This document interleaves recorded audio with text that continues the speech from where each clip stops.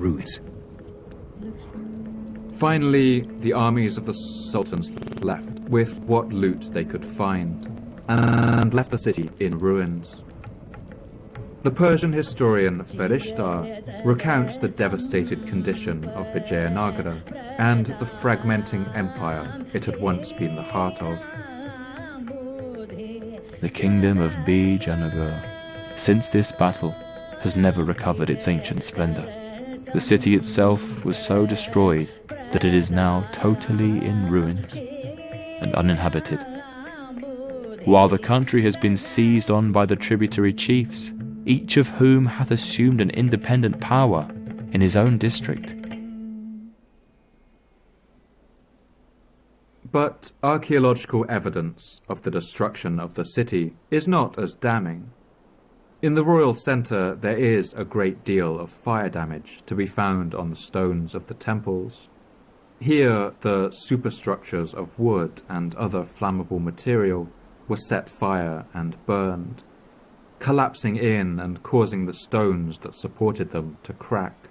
Buildings such as the main royal complex and the audience hall, with 100 stone columns supporting its roof, were all burned, as well as others that represented the royal authority of the state. But in the residential parts of the city, the houses and markets, the destruction was much less, and there's no evidence of a wholesale burning of the city or of an enormous massacre. The Italian Cesare Federici, writing 2 years after the empire's defeat, reports the following. When news came to the cities of the overthrow in the battle, the wives and children of the tyrant fled away, and the 4 kings of the Moors entered the city of Vijayanagara with great triumph. And they remained there 6 months, searching under houses and in all places for money and other things that were hidden. And then they departed to their own kingdoms, because they were not able to maintain such a kingdom as that was, so far distant from their own country. The city of Vijayanagara is not altogether destroyed. The houses still stand, but empty, and there is dwelling in them nothing but tigers and other wild beasts. When the armies of the sultans left, the population of Vijayanagara would emerge from the caves. With its leaders gone, its administration collapsed, and the entire empire fragmenting into smaller kingdoms, it seems that the people of the city could no longer maintain the large and complex metropolis they had once called home. They would soon be forced to loot what remained of the city in order to survive. Bit by bit, the stone buildings that had withstood the invading army would be dismantled, or simply left to the vines and the wild dogs. The great city of Victory was now a ghost town. The farmers who continued their lives in this area would sow rice in the once lavish gardens of the kings. They would take stones from the palaces to build their houses, and women would wash their clothes in the once opulent bathhouses, hanging them to dry on the fallen pillars. Now only troops of monkeys would make their homes among the rocks and the skeletal remains of ancient halls. With its status reduced, the city of Vijayanagara no longer seemed to suit its grand name. Instead, it became known by the name of one of its smaller districts, which remained inhabited among the ruins, now a small village named Tabi. This was the ruined place that the Scottish captain Colin Mackenzie would wander through nearly 150 years later. Birds would soon make their homes in the temple roofs. Indian robins, large grey babblers, blue rock thrushes, quails, and the rare yellow-throated bulbul. And plant life would have gradually crept in to reclaim the empty streets. Soon after its abandonment, the stones of Vijayanagara would have sprouted with grasses. Banana and coconut palms would have begun to spring up in the streets and yards. the wiry branches of the frangipani tree would burst up through the temple courtyards, lifting the flagstones with their roots, while perennial weeds like the lion's ear and prickly pears would have sprouted between the cobblestones. The kings of Vijayanagara, who fled the destruction of the city, did continue to rule in a much diminished form for several more decades, and shifted their courts to their remaining territories in southern Andhra.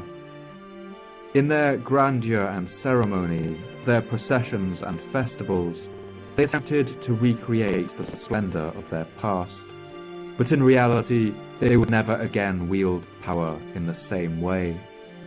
The glorious days of the great capital were now a distant memory. Like their great rivals, the Delhi Sultanate and Bahmani Sultanate before them, they now ruled over a tiny portion of what they once had. By the dawn of the 17th century, that power too evaporated, and the last of Vijayanagara's Nayaka lords went their separate ways. With the economic heart ripped out of the empire, without the booming economy of the temples and the markets of the great metropolis, the surrounding towns and villages also went into decline. Port towns far away on the western coast like Batkal and on the eastern coast like Pulicat also shrunk around this time. The dance of Shiva went on, and another great empire had passed into ruins. The historian Manu Pillai describes this time. The lessons for the sultans in the northern Deccan from this episode should have been clear. It was the inability of the Deccan's ancient rulers, the Kakatiyas, Hoysalas and Yadavas, to join together against their common enemy that led to the fall of their order at the hands of the Khiljis and Tugluks. When the Bahmani Sultanate emerged, its leaders too ultimately failed to rein in dissension, and in only a few generations the kingdom was on its way to decline and disintegration. The rebel sultans who seceded from the Bahmanis continued this tradition by constantly feuding with one another. But Rama Raya's ambition reminded them at last that in the game they were playing, they were all destined to suffer as losers. Together then, they rose against Rama Raya and demolished Vijayanagar for once and forever, achieving in a stroke something that even they, perhaps, could not have believed was entirely possible. In the following years, in the north of India, a new power would rise in Delhi, founded by a warrior chieftain from Uzbekistan. He was Turco-Mongolian in ethnicity, and today we know the dynasty he founded by a name derived from the Persian word for Mongol. The age of the Mughals had dawned, and a new, glorious stage of Indian history would now begin. But the center of Indian power would now forever be in the north. Around the same time, another, much more underwhelming event would take place, far from the resplendent finery of the Mughal court, that would have perhaps an even greater impact on the history of this land. In the year 1626, little more than 60 years after the Battle of Talikota, the British East India Company built its first fortified port near the coastal town of Pulicat. This town was once the gateway by sea to the Vijayanagara Empire, and through here the empire had traded with Sri Lanka, Indonesia, Malaysia, Myanmar and China. But in the decades since, the port town had fallen on hard times. The fort the British built was shoddy and indefensible, and the trading company abandoned it after only 6 years. But 2 years later, the British tried again, a little further to the south, at a small fishing village called Madras Patnam. It's said that the site was chosen because the head of the company factory, a man named Francis Day, had fallen in love with a Tamil girl who lived nearby. At this time, the land was ruled by one of the lords left over from the fragmented and scattered Vijayanagara Empire. He was more than happy to grant a lease to that small bit of humble land to this foreign company in exchange for a share of their takings. This was the first true foothold of the British East India Company in India, a foothold that would grow into colonial domination of the entire landmass, and it came out of the weakness and dissolution of the Empire of Vijayanagara.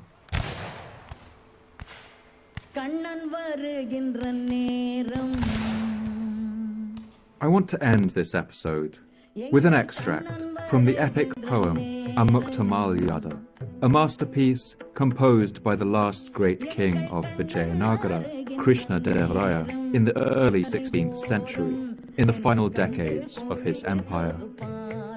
It tells the story of a wedding between the god Vishnu and one of his wives, the saint Andal. In this extract, a king overhears a Brahmin priest preaching and is suddenly struck with a sense of the temporary, fleeting nature of life and the passing glory of great empires. I think in this moment, you get a sense for its author, Krishnadeva struggling with his own impermanence, a keen awareness of his own mortality and the fleeting nature of his empire. As you listen, imagine what it would feel like to wander the streets of the great stone capital of Vijayanagara, now emptied of all life. Imagine watching the vines and creepers push their way between its stones, the monkeys clambering over the staircases of broken brick, reaching up to the sky. Imagine watching the once great reservoirs and bathhouses fill up with weeds and water lilies, the great towers of the temples now home to bats and wild dogs. Imagine watching the sun set over this great empire as the dance of Shiva, the dance of creation and destruction, goes on and on into eternity.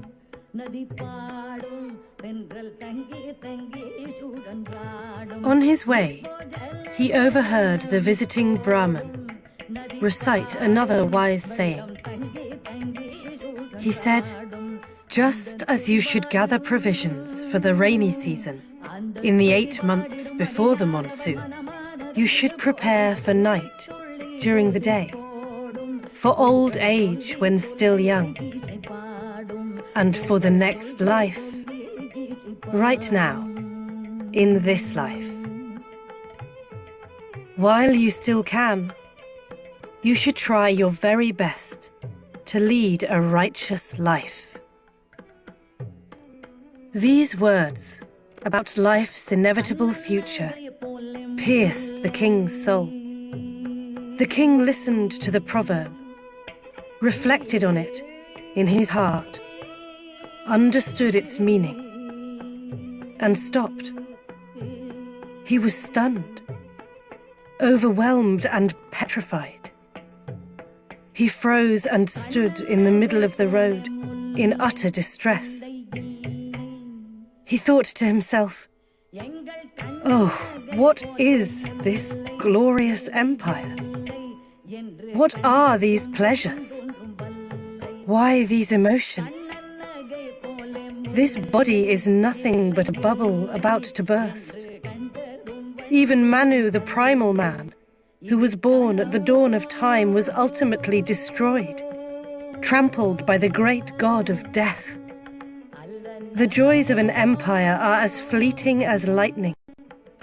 Just as travelers ferried to the far shore without even noticing the movements of the boat, so too does time pass quickly without our realizing it.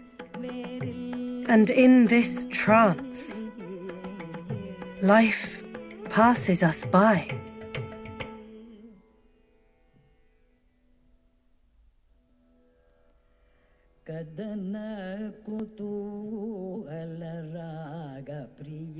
Thank you once again for listening to the Fall of Civilizations podcast.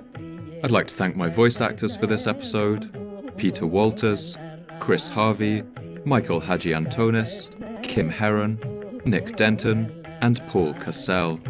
Readings in Sanskrit were performed by Pranav Iyengar. Acting as a special consultant on this episode was Manu Pillai, author of the book Rebel Sultans, The Deccan from Khilji to Shivaji. Manu's new book, False Allies, about India's Maharajas, is available to buy now. I'd like to thank my researchers on this episode, Kieran Falvey and Brian Stolk, and I'd also like to thank my archival researcher, Joe MacDonald, for rooting through the archives in the British Library for Colin Mackenzie's unpublished account of his visit to Hampi. Krishna Devaraya's Amukta Malyada was translated by Srinivas Reddy. Joining us on this episode was the virtuoso of Carnatic music, Aruna Sairam, who recorded 7 incredible tracks of traditional Carnatic classical music, including her own compositions, based on the poetry written by King Krishna Devaraya. If you enjoyed these tracks, they will be available to download for all Patreon subscribers. I'd love to hear your thoughts and responses on Twitter, so please come and tell me what you thought. You can follow me at Paul M.M. Cooper. And if you'd like updates about the podcast, announcements about new episodes, as well as images, maps, and reading suggestions, you can follow the podcast at Fall of Civ Pod, with underscores separating the words. This podcast can only keep going with the support of our generous subscribers on Patreon. You keep me running, you help me cover my costs, and you help keep the podcast ad-free. You also let me dedicate more time to researching, writing, recording, and editing to get the episodes out to you faster and bring as much life and detail to them as possible. I want to thank all my subscribers for making this happen. If you enjoyed this episode, please consider heading onto patreon.com/Fall of Civilizations _podcast, or just Google Fall of Civilizations Patreon. For now, all the best, and thanks for listening.